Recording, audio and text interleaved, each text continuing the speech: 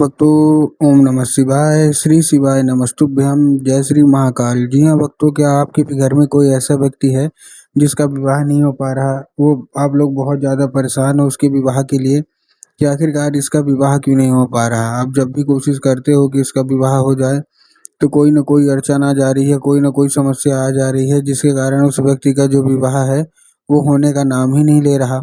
आपको भी समझ में नहीं आ रहा कि आखिर ऐसा क्या हो गया जिसके कारण हमारे घर का जो व्यक्ति है उसका विवाह नहीं हो पा रहा।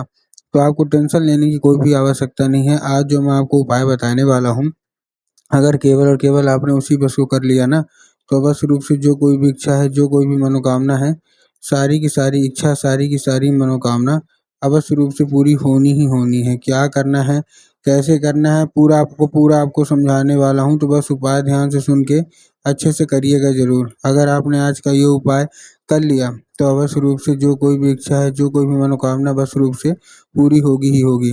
देखिए, आपको भी पता है कि पूज्य गुरुदेव की जो कथा होती है, उसमें क्या होता है, लाखों की भीड़ होती है। क्या होती है? लाखों की भीड़। अब जब गुरुदेव की कथा में लाखों की भीड़ होती है तो वहाँ ज़्यादातर जो भक्त रहते हैं ना, वो क्या करते हैं, पत्र के द्वारा अपनी मनोकामना गुरुदेव तक पहुँचाते हैं। तो अभी गुरुदेव की कथा चल रही थी, आज से 4 से 5 महीना पहले की बात है, गुरुदेव की कथा चल रही थी और गुरुदेव की कथा में लाखों की भीड़ आई।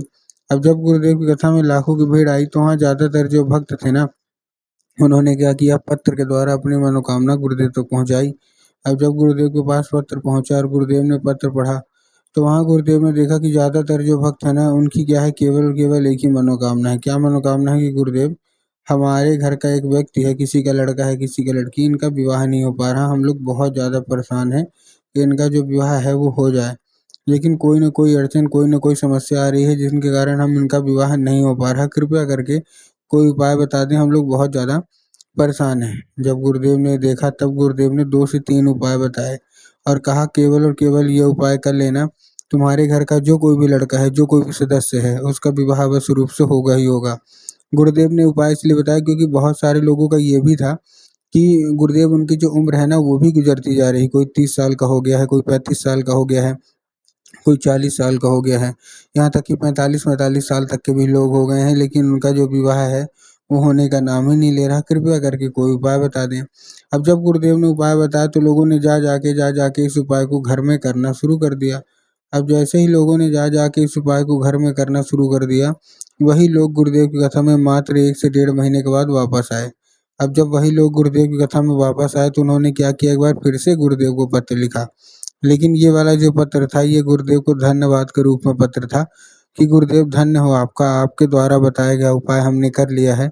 हमारी सारी की सारी जो इच्छा थी, सारी की सारी जो मनोकामना थी ना, वो पूरी हो गई है। हमारे घर का जो व्यक्ति था, जिसका विवाह हो ही नहीं पा रहा था, उसका विवाह पक्का हो गया है। आपका कोटि-कोटि धन्यवाद। और ये केवल और केवल आपके द्वारा बताए गए उपाय के कारण ही हुआ है। आपका कोटि-कोटि धन्यवाद। तो देखिए, जो लोग भी मेरी आवाज़ सुन रहे हैं ना अभी, अगर आपको भी जानना है कि आखिर ऐसा कौन-सा उपाय है, जिसको करने मात्र से जो विवाह नहीं हो पा रहा होता है, विवाह में अड़चनें आ रही होती हैं, वो अड़चनें भी दूर हो जाती हैं और उस व्यक्ति का जो विवाह है, वो भी हो जाता है। तो चलिए हम बताते हैं आपको आज की इस वीडियो के माध्यम से कि आपको करना क्या है। तो बस उपाय ध्यान से सुन के अच्छे से करिएगा ज़रूर। अगर आपने आज का ये उपाय ध्यान से सुन के और अच्छे तरीके से कर लिया, तो अवश्य रूप से मनोकामना जो है ना वो पूरी होगी ही होगी, ठीक? तो चलिए चलते हैं उपाय की ओर, लेकिन उसके पहले चैनल पे अगर पहली बार आए हैं और आवाज़ मेरी पहली बार सुन रहे हैं, तो वीडियो कर दो लाइक और चैनल को भी कर लें सब्सक्राइब, ताकि पूजनीय पंडित प्रदीप जी मिश्रा के रोज़ नए-नए उपाय जो कि मैं उनकी कथा से सुनता हूँ, श्रवण करता हूँ, सबसे पहले मैं आपको प्राप्त करा सकूँ, ठीक? तो देखिए, जो हमारा सबसे पहला उपाय है, इस उपाय में आपको करना क्या है, जो हमारा सबसे पहला उपाय है, इस उपाय में आपको सिंपल सा क्या करना है, लेना है 3 काली मिर्च और 1 धतूरा। क्या-क्या लेना है? 3 काली मिर्च लेना है और 1 धतूरा लेना है। अब देखिए, काली मिर्च और काली तिल में ना बहुत सारे लोग कन्फ्यूज़ भी होते हैं कि काली मिर्च क्या है, काली तिल क्या है, हमको थोड़ा साफ-साफ बताओ। तब गुरुदेव ने साफ-साफ बताया है कि आप जिस भी शिव मंदिर जा रहे हैं, उस शिव मंदिर में आपको क्या करना है, काली मिर्च लेना है 3 और साथ में 1 धतूरा लेना है, ठीक? ले लिया। अब धतूरा लेने के बाद अब आपको देखिए करना क्या है, जैसे आपने ले लिया, लेने के बाद आपको पहुँच जाना है उसको लेके सीधा-सीधा शिव मंदिर।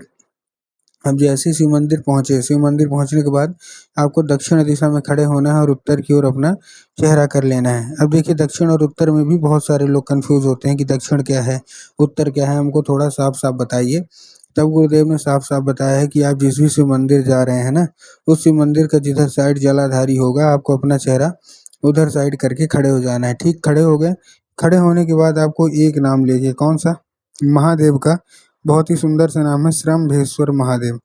तो आपको करना क्या है, आपको श्रम्भेश्वर महादेव का नाम लेके उन्हीं का स्मरण करके आपको चुपचाप क्या कर देना है, आपको अर्पित कर देना है बस।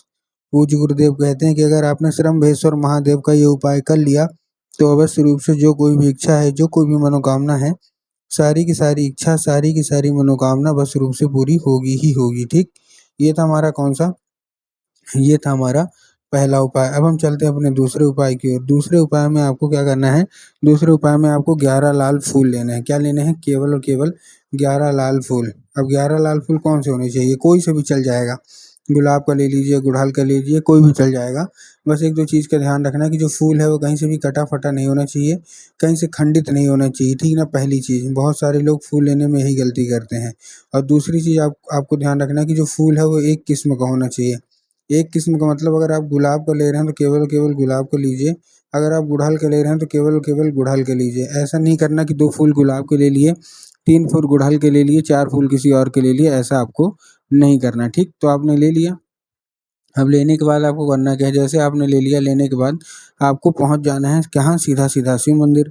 अब आपके दिमाग में आया होगा कि जाएंगे और जाने के बाद क्या करेंगे हम, जैसे ही जाएंगे, जाने के बाद हम जाके बाबा भोलेनाथ के ऊपर अर्पित कर देंगे, जो कि पूर्णतः गलत है। आपको बाबा भोलेनाथ के ऊपर अर्पित नहीं करना। आपको कहाँ अर्पित करना है, आपको चुपचाप अर्पित करना है, कहाँ? माता शोक सुंदरी की जगह पे।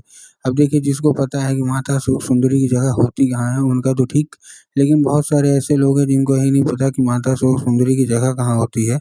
तब गुरुदेव ने बताया कि जो जलाधारी है, जलाधारी के बिल्कुल बीचों बीच माता शोक सुंदरी की जगह होती है। तो बस आपको करना क्या है, चुपचाप वहीं अर्पित कर देना है बस। पूज्य गुरुदेव कहते हैं कि अगर आपने ऐसा कर लिया तो अवश्य रूप से जो कोई भी इच्छा है, जो कोई भी मनोकामना है, सारी की सारी इच्छा, सारी की सारी मनोकामना अवश्य रूप से पूरी होती ही होती है। ठीक है, ये तो था कौन सा, ये था पहला उपाय।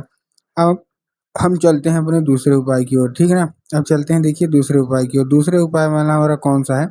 इस उपाय के लिए सबसे पहले आपको चाहिए क्या क्या है? इस उपाय के लिए सबसे पहले आपको चाहिए लाल चंदन। क्या चाहिए? लाल चंदन। और लाल चंदन लेके आपको पहुंचना है सीधा सीधा शिव मंदिर।